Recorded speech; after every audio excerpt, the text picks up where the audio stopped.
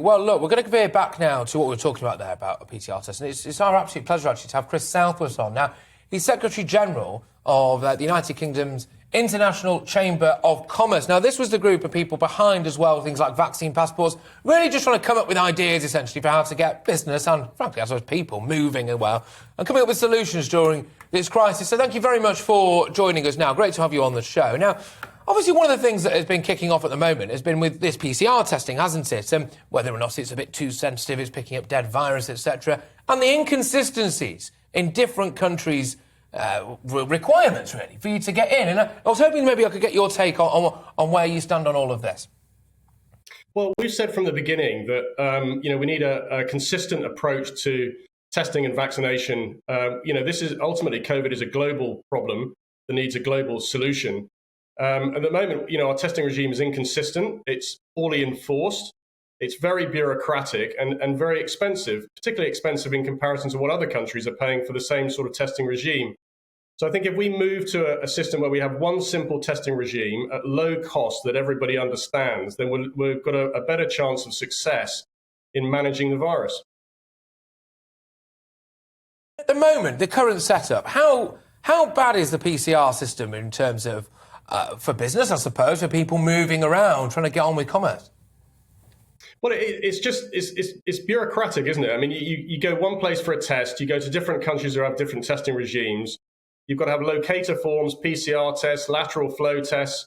If you imagine that you're a business person moving across borders for meetings or doing deals or whatever you're doing in terms of business and trade, then it's just very bureaucratic and slow and acts as a disincentive, actually, for doing business overseas. So, I think at some point, quickly, really, we need a much simpler regime that's, like I say, low cost. It's very, very expensive in comparison to other countries. So I think we need to, find a better way of managing the testing process. And on the global vaccines, by the way, we still need action on global vaccines. I've raised that one or two times before.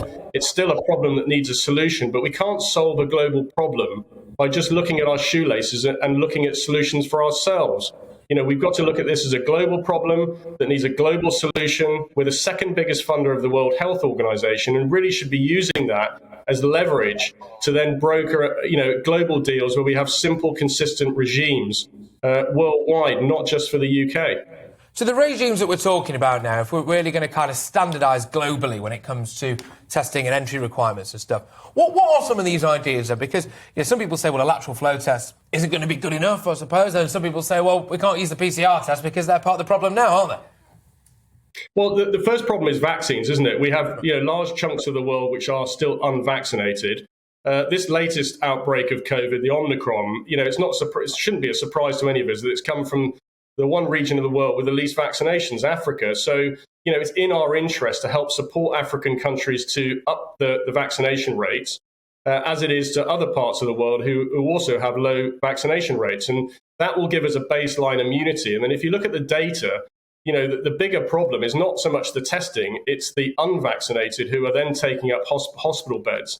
So, it's more efficient, really, I think, to focus in on the unvaccinated and how do we get those vaccination rates up worldwide, including the UK, and then just have a very simple testing regime, whether that's, PCR tests or lateral flow tests, but, a cheap, low-cost, simple system that we all understand and apply that at a global level, not just in the UK.